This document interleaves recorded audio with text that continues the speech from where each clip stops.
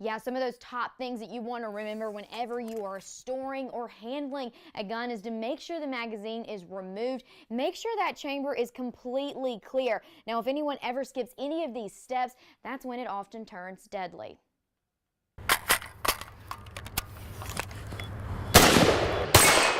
After a day of shooting, you usually clean and store your gun. Every couple of hundred rounds, it's wise. It's just like an automobile. If you keep it clean, it will function properly. When it comes to cleaning, You got it.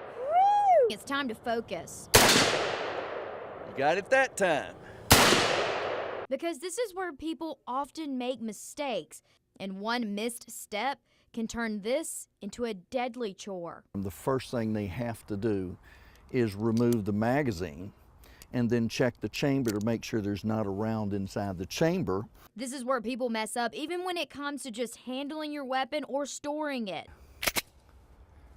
Eject what they thought was the one in the chamber, which they did, but they also loaded another cartridge into the chamber, so it's now would be a loaded firearm. Then when they drop the magazine to do their cleaning procedures, there's still one in here. And they don't realize it. And they don't realize it. Until it's too late. If there was a round in there, there's a possibility it could go off. If they pulled the trigger, someone else could be injured, or themselves, especially if they went like this. A way to keep this from happening is using chamber flags. So there's no way that the bullet can actually go into the chamber. This is guaranteeing that there's nothing inside the chamber, and that would prevent anyone from being hurt. They make them for larger guns too. And there's your flag. This will help make sure that at the end of the day, all of your bullets hit the target. And that's it. The only time a gun should be loaded and ready to use is when it's used for home defense. And even then, it should be stored in a secure location where only that person who's authorized to use the gun is able to get to it. In Birmingham, Hannah Ward, WBRC Fox 6 News, on your side. Dangerous surf conditions continue to close off the water in Gulf Shores. Double red flags have been flying for at least 3 days. The sun finally coming out around mid-morning Thursday. The crowds returning as well. Just glad to feel the sunshine. I don't want to be wet anymore. Renee Etheridge is more than happy to see improving conditions after days of rain and wind. We've made the best of it. I'll tell you, we've been to several good restaurants. We've eaten well, and we've made lots of good family memories. Down the road in Fort Morgan, water continues to cover parts of Fort Morgan Road. Heavy surf pushing water into nearby neighborhoods as well. It's 3 foot deep down the public access to get to the beach. And there's only about 15 yards of beach and then you hit the surf. Even though Cindy is now pushing away, her effects are still being felt. We're back behind the original Oyster House restaurant, a popular place in this area. You can see how high this water is. A nearby canal overflowed its banks. This is the type of flash flooding emergency officials have been warning about. They say we could see more of this as the day goes on. In Gulf Shores, I'm Josh Gant, WBRC Fox 6 News, on your side. I've used heroin for probably about 10 years. And Leslie McClaney is a new mom. Her baby, Layla, was born in January.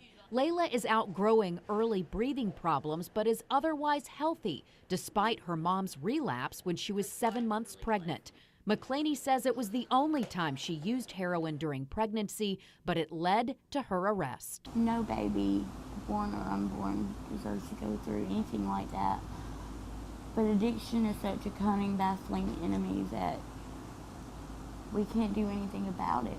You know, even the love we have in our hearts for things like our children or our family, it's a disease, and it can only be treated. McClaney is getting court-ordered treatment at Alethea House, which helps pregnant women and new moms facing addiction. And Layla is here too. McClaney says having her baby with her has meant everything in her recovery. Because I honestly don't think I would have gotten better if I wouldn't have had her here with me.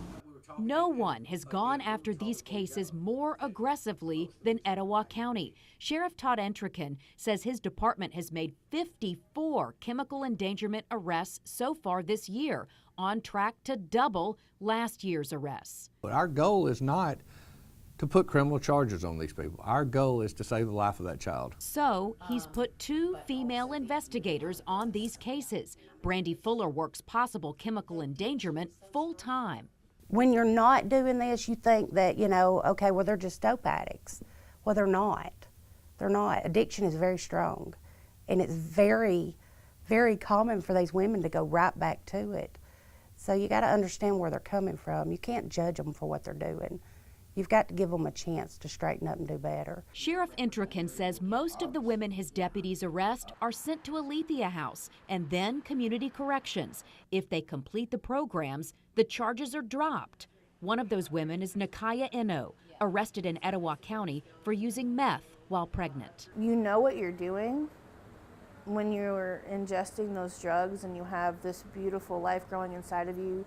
You know that there's potential harm to it, but when you're in that state of mind of just wanting to feel better, it's kind of like, it's not that you don't care, you try not to think about it and you try to make excuses for yourself. But no more excuses. Eno says treatment has helped her understand why she was using drugs. Now she's grateful she was arrested and is staying clean at Alethea House before she gives birth. I have an entirely different perspective on life.